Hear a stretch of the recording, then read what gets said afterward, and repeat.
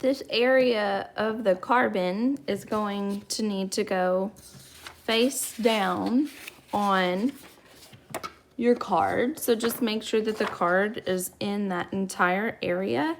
You could stick a piece of tape here if you would like, so you make sure that these two don't move. So just one little strip of tape on one side of the card would be plenty.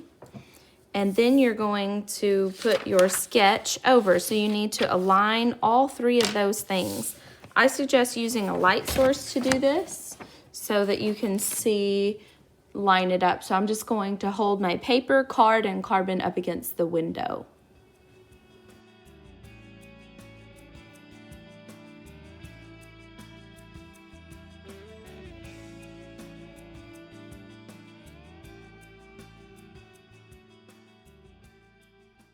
Okay, the sketch side is up because now I'm going to trace these lines, and that's going to distribute the carbon that's on the back facing onto my black coating.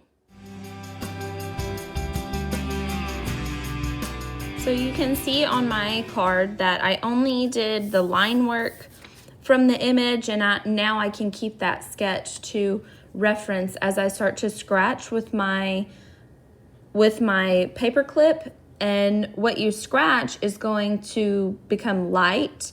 What you don't scratch will stay dark. So you're doing the opposite of how you would work with a pencil. So I would scratch this highlight down the back of the whale's tail. I would scratch that out to reveal the metallic underneath that's going to be the light.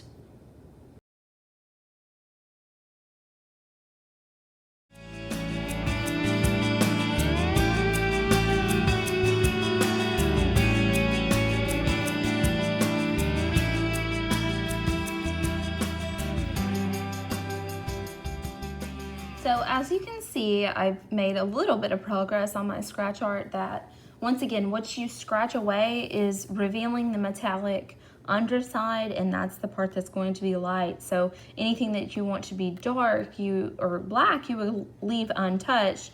If you wanted it to be lighter, like a medium gray, for example, there was some value and texture on the back of the tail fin here.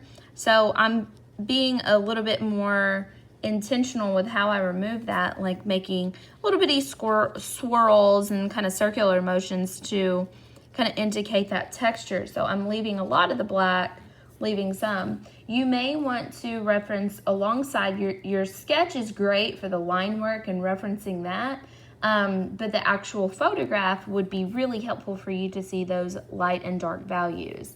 A good method for using the scratching is cross-hatching. So I'm layering two sets of lines over top of each other to reveal that texture. So think about the direction of the line that you're moving.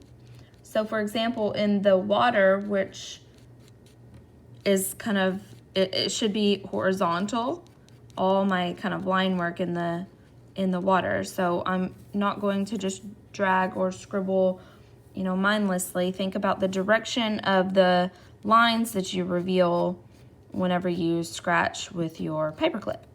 Another thing, this kind of reminds me of really old intaglio prints with really fine lines and old woodcuts and stuff. So you have a really nice linear quality. So basically, scratch away the lights in all 4 of your cards, all of your drawings.